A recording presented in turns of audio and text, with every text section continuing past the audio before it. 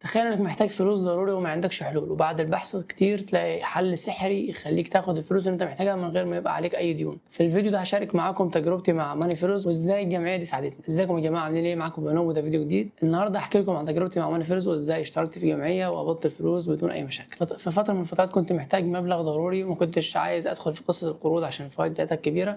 كنت بشوف ناس كتير بتتكلم عن الجامعات، بس كان عندي مشكلتين: مشكله الثقه والالتزام في الدفع. وبعد بحث طويل سمعت عن برنامج اسمه ماني فلوس اللي بيوفر جمعيات بشكل آمن ومنظم، ومن هنا قررت ان انا اجربه. فسجلت في البرنامج وبدأت تجربتي أو رحلتي مع برنامج ماني فلوس. بدأت أدور على جمعية تناسبني وتناسب ظروفي وأهدافي. لقيت جمعيات كتير بمبالغ مختلفة وأوقات دفع وقبض مختلفة. اخترت الجمعية اللي تناسبني، اشتركت فيها وبدأت أدفع الأقساط بشكل دوري ومنتظم. كنت بتابع المدفوعات بتاعتي عن طريق التطبيق نفسه. كانت بيجي رسائل على رقم موبايل المسجل في الابلكيشن من ماني فلوس نفسهم، فده كان بيكون كونفirmation ان انا دفعت الفلوس الشهر ده. واخيرا جه اليوم بتاع القبض وقبضت في الميعاد اللي كان متحدد في الابلكيشن بدون اي تاخير وبكل سهوله. الفلوس اتحولت لي على حسابي في البنك اللي كنت اصلا حاطه من الاول خالص. لما دخلت في الجمعيه كنت ضايف الحساب البنكي بتاعي علشان ده يكون وسيله القبض بتاعتي. التجربه دي علمتني ان الجمعيات ممكن تكون حل مثالي للمشاكل الماليه، بس لو اتعملت بشكل منظم وامن. وان التكنولوجيا سهلت علينا حاجات كتير زي تنظيم الجمعيات والالتزام بالدفع.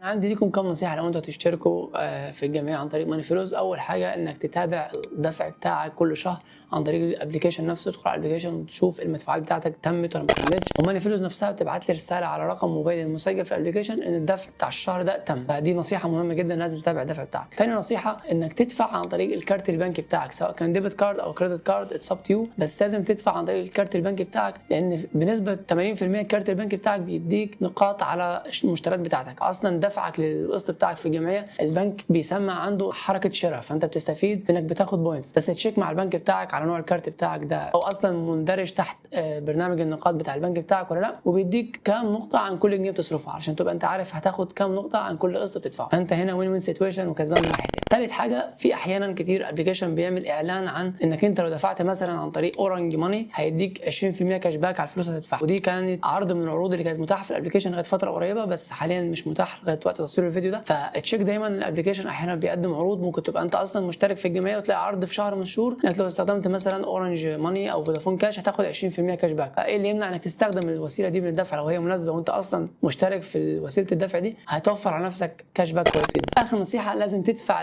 الجمعيه او تدفع القسط بتاع الجمعيه بتاعك في الميعاد اللي متحدد ليك، بس ما تدفعش في الميعاد بعده، لانك دفعت في الميعاد بعده يبقى في غرامات. معلومه زياده ثانيه ليك في النصيحه دي، انك انت تقرا الشروط والاحكام كويس جدا قبل ما تدخل على الجمعيه، او ممكن تخش على الويب سايت بتاعهم، تخش على الاسئله او تخش في الابلكيشن تبص على الاسئله، هتلاقي كل الاسئله اللي انت ممكن تخطر على بالك وكل القوانين واللوائح بتاعتهم علشان تقراها كويس. لان انا مقتنع اقتناع تام ان مفيش مشكله بتحصل الا من ميس يوز من المستخدم نفسه، او انت في معلومه ما كنتش تعرفها كنت فاكر انك لما تشترك في الجمعيه مثلا تقدر تكنسل في اي وقت. لا، ما ينفعش تكنسل في اي وقت، لان في لوائح او في قوانين بتنظم لي انا اللي انا ملتزم مع الجمعيه. ان لو واحد زيك انت اشترك في الجمعيه وما التزمش بالميعاد، المطورين بتوع البرنامج بياخدوا منه فيز او ايا كان علشان بيضمنوا حق انا ان انا ملتزم معاهم اصلا كشخص تاني. فاقرا الشروط كويس وتاكد انك داخل جمعيه مناسبه لظروفك ومناسبه للاهداف بتاعتك علشان تلتزم معاهم، تقبض فلوسك بدون اي مشاكل زي ما هو حصل معاك. اخيرا، لو عندكم اي اسئله ما تترددوش تسيبوها تحت في الكومنتات وانا هكون مبسوط جدا وانا بجاوبها معاكم.